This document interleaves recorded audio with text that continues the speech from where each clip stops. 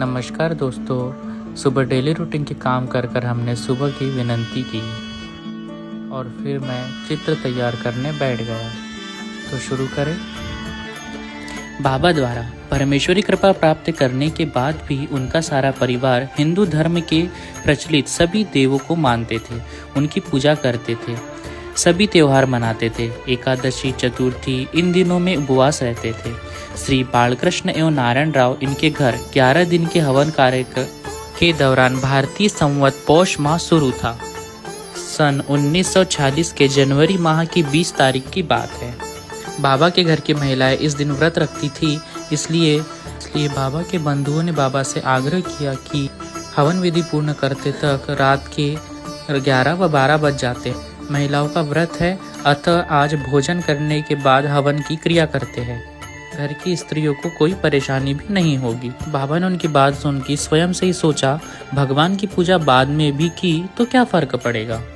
तब सब परिवार ने भोजन किया व तत्पश्चात हवन कार्य किया। उस दिन हवन कार्य करने में बहुत ज़्यादा देरी हो गई थी और फिर सभी अपने अपने स्थान पर सोने चले गए। अर्धरात्रि पश्चात बाबा जोर जोर से चिल्लाने लगे। तब सब परिवार बाबा के पास आकर पूछा कि क्या हुआ। तब बाबा ने उन्हें कहा कि कुछ नहीं हुआ, सभी अपनी जगह पे जाके सो जाएं। दूसरे दिन बाबा ने सबको इकट्ठा किया और फिर उस रात्रि की घटना बताई कि मेरे शरीर में बहुत से वानर भिड़े हुए थे। उनमें से एक वानर जो प्रमुख लगता था वह मेरी पेट पर बैठा था। वे सब मेरे शरीर से खेलकर भागने की तैयारी में थे, इसलिए मैंने उस मुख्य वानर का एक पैर दाहिने पंजे से कसकर पकड़ा। वह भागने की बहुत कोशिश कर रहा था। यह और कोई नहीं, भगवान बाबा हनुमान जी थे। वे द्वार पे आकर खड़े रहे।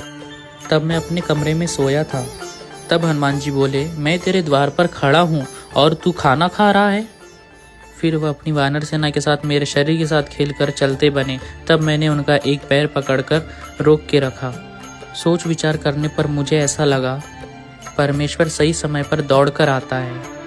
हमारा निर्धारित समय यह उसका ही समय होता है, इसलिए समस्त कार्य सही समय पर कर लेना चाहिए। आज परमेश्वरी कृपा से बहुत दूर जाना पड़ सकता था, इसका ध्यान रखे उन्होंने उपदेश दिया।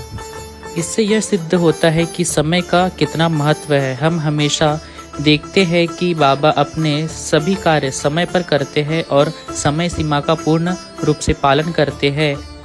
आओ हम भी इससे समय सीमा में बंधन का व्रत लें। आज के लिए इतना ही। कल फिर मिलेंगे बाबा की आगे की जीवन की कहानी के साथ दोस्तों। तब तक के लिए बाय बाय।